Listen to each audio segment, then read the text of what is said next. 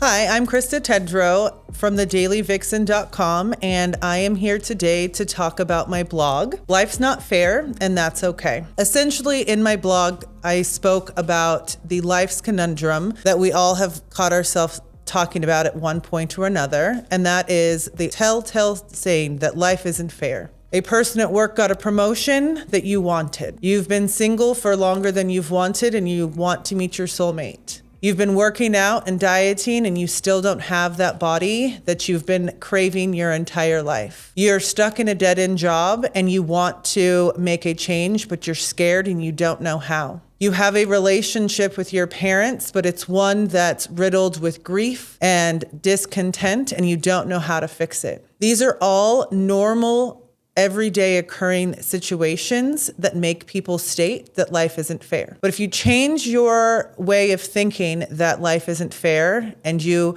pivot and adjust, you can always take whatever life's thrown your way and make it turn out for the best. You have the ability to turn every single challenge into a success. The most successful people are those that actually take on the challenges and the disappointments and the what ifs and the certain circumstances that you don't know what's going to happen, and they take the challenge anyway. And even if they continue to fail time and time again, they get back up and they pick themselves up, they evaluate what went wrong, and they move forward in a forward trajectory, still seeking the success that they've wanted. They pinpoint what they want and they go after it. But if you're one of those people that have a hard time getting over that second step, you know exactly what you want, but you don't know how to get it, then this podcast and my blogs are going to help you pinpoint how you can take where you are now and make that second step, that third step, that fourth step towards the goals that you've always wanted. First, you need to identify the area of your life that you want to change. Is it in your personal life? Is it with your relationships with your friends? Is it in the relationships that you have with your family? Is it in your romantic relationship? Do you need to make a step in your employment? Do you have a hobby that you want to turn into a profession? Is there something that you've been dying to do, such as go travel the world, but you're afraid to do it alone because you've been told by others that that's a scary thing to do and that you need to find someone to travel with? Well, I'm here to tell you that it doesn't take someone else's permission to take that next step. You and you alone are the person that's going to be able to make yourself make that next step. Identify your goal. Identify the plan that you think that's going to get you there. Write out the simple steps that you think that are attainable, but more importantly, measurable, and then go for it. But be aware that along the way, you are going to be faced with challenges. You are going to be faced with people telling you that you're crazy or that you're not going to be able to do it or that they disagree with your choices. But I'm here to tell you that if you decide to act or not, people are going to judge you and it doesn't matter. Only you get to be the person that judges your choices. And if you think it's a good idea, I'm here to tell you that you should go after it. First, identify the area of life that you want to change. Then you make the goal. Then you come up with a checklist. And in that checklist, you make sure that each of the endeavors can be measured. Do you need to do something daily? If so, make a checklist that you can mark it off every single day to show your progress. Is there something that you need to be able to save for? Do you need to save a certain amount of dollars to be able to achieve the first step of your goal?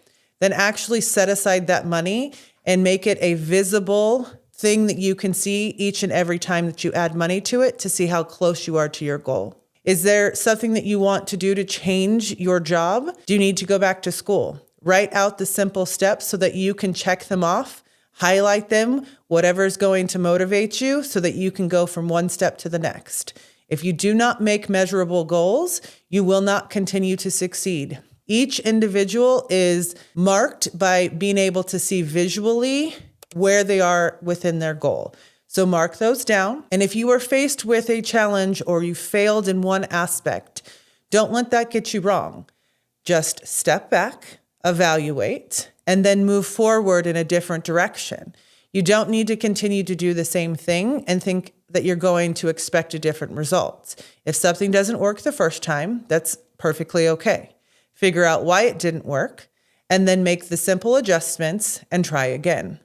More people will continue to say that they aren't successful or they aren't where they're meant to be, and that's simply because they gave up after 1 or 2 times failing. The true key to success is identifying why it failed or why it didn't go the way that you wanted it to, and continuing to try something different until you actually get it to be successful. And even when you find that first level of success, you continue to have to analyze your life, analyze your goal, and see that you're still on the right path, because there is going to be certain things that continuously need you to grow and to adjust those goals to continue to be successful.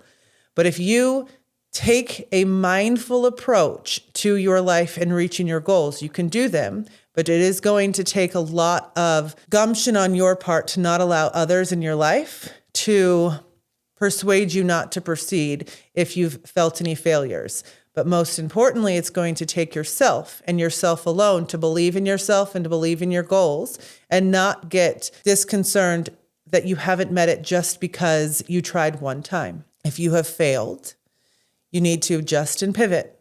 If you keep that mindset in your mind, you're destined to succeed. Maybe not at first, but you will come to a point where you have felt that first step in your success. And each step that is measured, you're going to see the light at the end of the tunnel so that you can actually continue to be successful.